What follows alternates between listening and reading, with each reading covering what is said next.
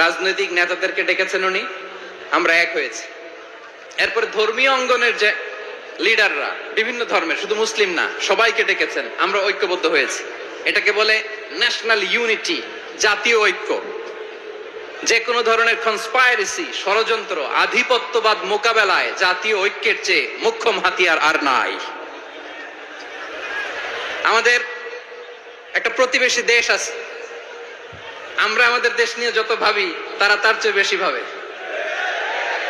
কথা বুঝতেছেন না? আরো ভেঙে বলতে হবে। হ্যাঁ, আমরা আমাদের দেশ নিয়ে যত উদ্বিগ্ন, এদের আরো টেনশন বেশি। বলেন, আমাদের দেশে শান্তি আছে না নাই? আমরা হিন্দু মুসলিমে কখনো দাঙ্গা লাগে? আসতে বলেন, কেন লাগে? ওদের পূজা পার্বণে আমাদের মাদ্রাসার ছেলেরা যে পাহারা দেয়, চিল্লায় বলেন ঠিক কিনা? আমাদের তাফসির মাহফিলের সময় ওরা ডিস্টার্ব করেন, ঢোল বাজায় না। ওদের পূজা পার্বণের সময় আমাদের তাফসির মাহফিলের ডেট হলে আমরা চেঞ্জ করে দেই। সুবহানাল্লাহ, কি সাম্প্রদায়িক সম্প্রীতির রোল মডেল। আর ওই বাংলাদেশের ব্যাপারে তারা অনেক ডিস ইনফরমেশন ছড়াচ্ছিল। ভারতের অনেকগুলো গণমাধ্যম, আমি জেনারেলাইজ করব না, আমাদের প্রতিবেশী দেশের সব গণমাধ্যমকে আমি দোষ দিতে চাই না, অনেকগুলো গণমাধ্যম তারা ডিস ইনফরমেশন শেয়ার করেছে। ডিস ইনফরমেশন আর মিস ইনফরমেশনের পার্থক্য আছে। মিস ইনফরমেশন না জেনে ভুল বুঝে একটা মিথ্যা বা ভুল তথ্য ছড়িয়ে দেয়া, এটার ক্ষমা আছে, এটার কি আছে। আর ডিস ইনফরমেশন মানে ইচ্ছা করে, প্ল্যান করে, ম্যাপ করে, ছক এঁকে মিথ্যা, গুজব, রটনা সোশ্যাল মিডিয়ায় ছড়ানো, এটার ক্ষমা আছে?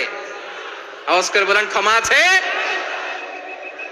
ভারতের কিছু গণমাধ্যম তাই করেছে, আমরা ব্যথিত হয়েছি, আমাদের হৃদয়ে রক্তক্ষরণ হয়েছে। আমাদের প্রতিবেশী দেশকে বলতে চাই, আমাদের দেশ নিয়ে আপনাদের ভাবার দরকার নাই, নিজের চরকায় তেল দেন, নিজের দেশ নিয়ে ভাবেন। গত মাসের ভয়েস অফ আমেরিকার রিপোর্ট, বাংলাদেশে সংখ্যালঘু জনগোষ্ঠী আগের চেয়ে বেশি নিরাপত্তা পাচ্ছে। Report voice of America, Muslim report নাকি? মুসলিম জরিপ, ভয়েস অফ আমেরিকা। কথা বুঝে নাই বোধহয়। ভয়েস অফ আমেরিকা কি আমাদের রিপোর্ট? না, ভয়েস অফ আমেরিকার জরিপ, বাংলাদেশের সংখ্যালঘু জনগোষ্ঠী আগের চেয়ে ভালো নিরাপত্তা পাচ্ছে।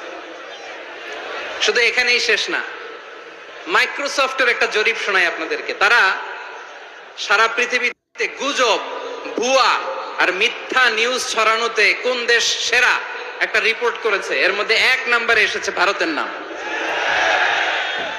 মাইক্রোসফট তো মুসলমানরা চালায় না? কথা বোঝে নাই বোধহয়। প্রতিবেশী দেশকে বলবো, আপনারা নিজের চরকায় তেল দেন, আপনারাও শান্তিতে থাকেন, আমাদেরকেও শান্তিতে থাকতে দেন। সব চেঞ্জ করা যায়, প্রতিবেশী চেঞ্জ করা যায় না। আমাদের ল্যান্ড তাদের ল্যান্ড, পাশাপাশি। আমরা চাই তারাও সুখে থাকে, আমরাও সুখে থাকি, ঠিক কিনা? কিন্তু প্রতিবেশী হলে বন্ধুত্বপূর্ণ আচরণ করতে হয়। প্রতিবেশী যদি বন্ধু না হয়ে প্রভু হতে চায়, এরকম দানব প্রতিবেশী কেউ চায় না। ভারত যদি বন্ধুত্ব উপহার দেয়, আমরাও বন্ধুত্ব দিব, কি বলেন? তারা যদি বন্ধু সুলভ আচরণ করে, আমরাও বন্ধুত্ব উপহার দেব। কারণ আমাদের পররাষ্ট্র নীতি হচ্ছে সবার সাথে বন্ধুত্ব, কারোর সাথে বৈরিতা নয়। আলহামদুলিল্লাহ বলেন, কত চমৎকার পলিসি আমাদের। আমরা নির্বিবাদী, আমরা বাংলাদেশিরা শান্তিকামী। We are proud of that. এজন্য আমরা গর্ববোধ করি।